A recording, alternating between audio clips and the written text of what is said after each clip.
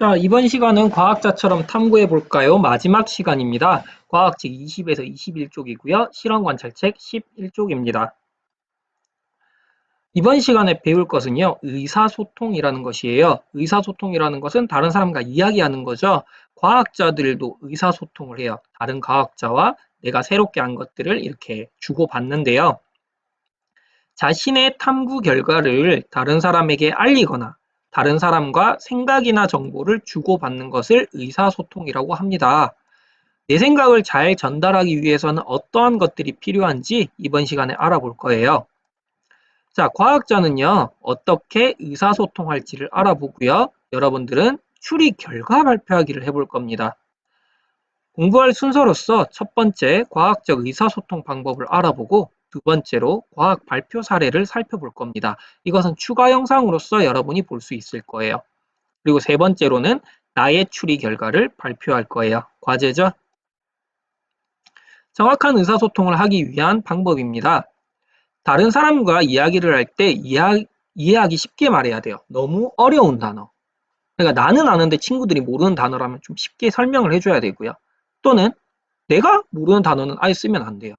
그래서 이해하기 쉽게 말해야 되고요.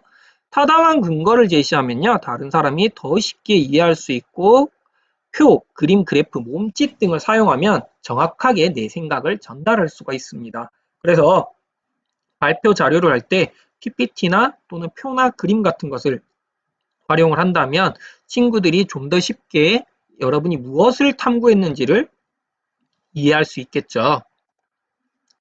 자, 과학 발표 사례를 볼 텐데요. 설명 영상 종료 후, 그러니까 이 영상이 종료된 다음에 추가로 제시된 영상이 한 3개 정도 있을 거예요. 그것들을 보면요. 여러분과 같은 학생들의 발표를 볼 수가 있습니다. 잘 보고요.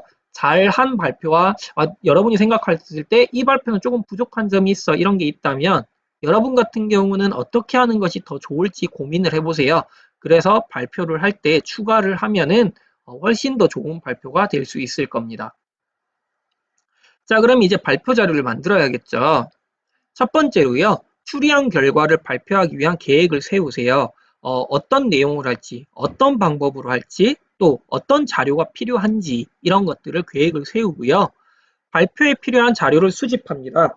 발표에 필요한 자료라는 것은 우리가 핀치세에 대해서 우리가 얘기를 했죠. 그럼 핀치세와 관련된 예를 들면 사진이나 이런 것들을 여러분이 자료를 수집할 수가 있어요. 그리고 발표 방법에 따라서 자료를 정리합니다. 나는 PPT를 이용할 거야. 그럼 PPT를 제작할 수 있을 거고요. 아니면 나는 그림이나 이런 거, 표나 이런 걸 직접 그려서 보여줄 거야. 그러면 그 자료를 큰 종이에나 이렇게 그릴 수가 있겠죠. 또는 나는 영상을 편집할 거야. 난 영상으로 보여줄 거야 했을 때는 그런 영상 편집 방법들도 쓸 수 있을 겁니다.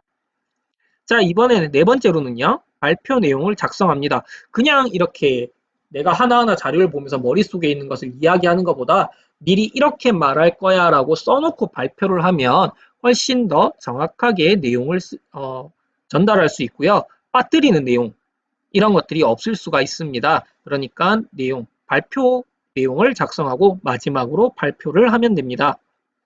자, 발표는 어떻게 하느냐? 여러분들이 열심히 준비한 자료를 글로서 써서 자료를 올려도 되고요. 아니면 나는 직접 발표하는 모습을 보여줄래? 그러면 영상을 촬영해서 올려도 됩니다. 그 과제 게시판에다가 정리를 해서 자료를 올려도 되고 발표 모습을 촬영해서 올리기도 해도 됩니다. 이거는요, 여러분이 그렇게 올린 자료를 선생님이 모듬을 지어줄 거예요. 그럼 그 모듬원들끼리 서로의 자료를 다운받아서 보고요. 거기다가 질문과 대답을 할 수 있는 시간을 가져볼 겁니다. 그러니까 우리가 직접 만나서 발표하고 질의응답할 수 없기 때문에 온라인 상에서 e학습터 상에서 발표하고 질의응답을 받을 거예요. 발표는 글 올리기 또는 영상을 올리기, 그 다음 질의응답은 밑에다가 댓글로 통해서 질문을 하면 다시 댓글을 통해서 발표한 사람이 대답을 하는 겁니다.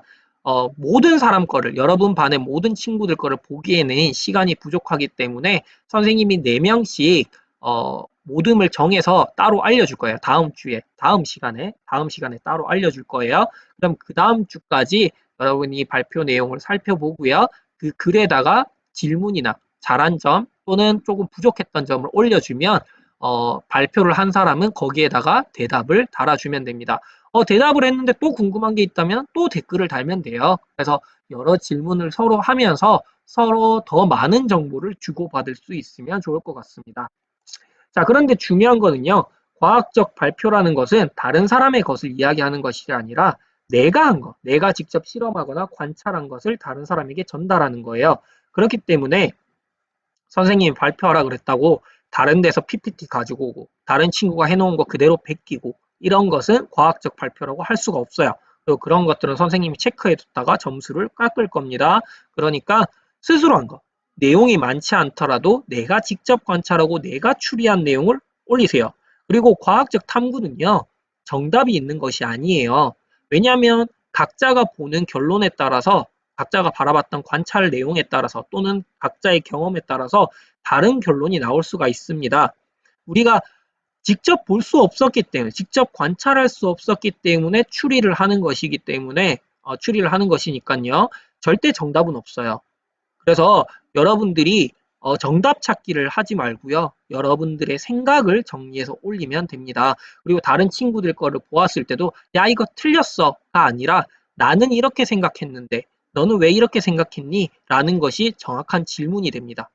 이해했죠? 그러니까 여러분들 좀 더 부담 가지지 말고 잘 관찰해서 자신의 생각을 발표할 수 있도록 합시다. 그러면은 여러분들의 멋진 발표를 기대하고 있겠습니다. 자, 이번 단원 이렇게 마치도록 할게요.